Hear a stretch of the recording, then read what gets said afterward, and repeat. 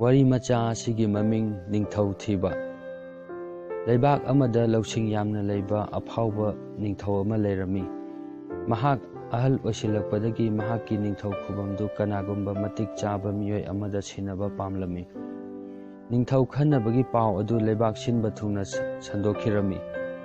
Anauba ningthau khannabagi pau aduna leibaktu mathum marang horami.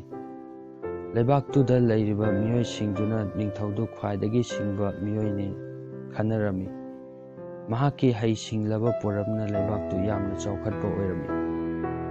Ningthauduna leibaktuda leiriba naha oiriba miyoi singbu konungda kaurami.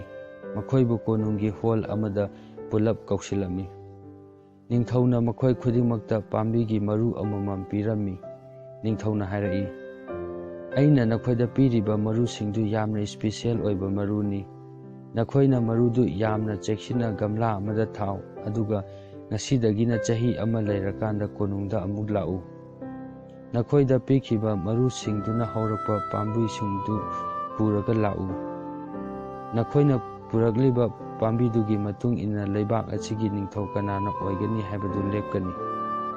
Naha oiriba miyoi singduna konungdagi maru amamam puraga mayumda hankhirami. Makhoina maru singdu tharami aduga pambi singdu chawba ngairami.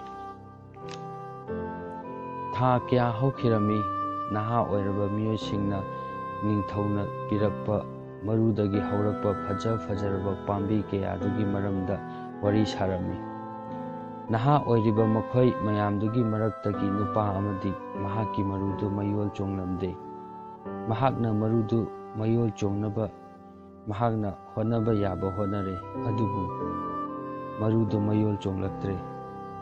Mahakna atopa miyoi singidi mayol chonglakpagi pau tarami.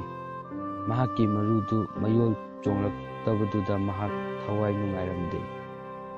Chahi ama haukhre ningthauna naha oiriba miyoi singdu makhoigi pambi singdu konungda puraknaba khanghankhre. Adubu mayol chongkhidraba nupadudi ningthauna konungda kaubudu chaninglamde. Adubu mahakki mamana chatnaba kanna hairakpadagi mahak magi pambi haudraba gamladu puraga konungda lakle. Mahakna konung yorakpa matamdadi fajaraba makhal makha kiyagi pambina leitenglaba gamla mayam thengnarami. Nupaduna mahakki gamladu leimaida thami. Miyoi kaya amana mahakki ahangba gamladu yenglaga mangonda noksinbirami. Mahak mafamduda leiba ikailaklami. Ningthauna konunggi hallda changlaklami aduga tonganba fajaraba pambi singdu amamam oina yenglami. Nupaduna mahakki pambi haudraba gamladu mahakki maningda ningthauna udanaba lotpadu ningthauna urami. Ningthauna mahakki manakta changlaklami aduga mangonda munna yenglami. Mahakki pambi haudraba gamladusu munna yenglami. Adubu mahak wa amata nganglamde. Mahakna nupadubu hall adugi khwai mamangda puraknaba mahakki manaisingda hairami. Ningthauna mahakki pambi haudaba gamladu ukibaduda nupadu yamna ikairami. Ningthaugi manaisingna mahakpu khwaigi mamangda puraklami. Mayam mamangda mahak mathanta tokhai taraga leibadu ubada miyoi ataina mangonda yenglaga noksinbirami. Ningthauna nupadubu mahakki manakta kausilami. Ningthauna mahakki makuttu pairaga wangna thangalami aduga hauna laurigi. Yengu mahak asi leibak asigi anauba ningthauni. Ningthauduna makha tarai. Chahi amagi mamangda aina nakhoida maru amamam pikhi.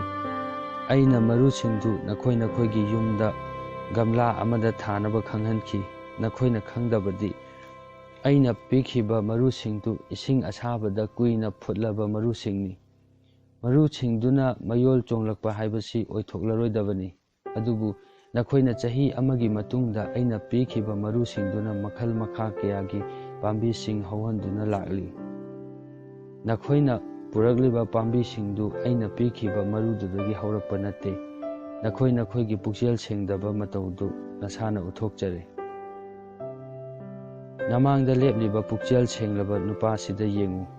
Leibak asigi khwaidagi matik chaba ningthau oigadaba misaktu mahakni.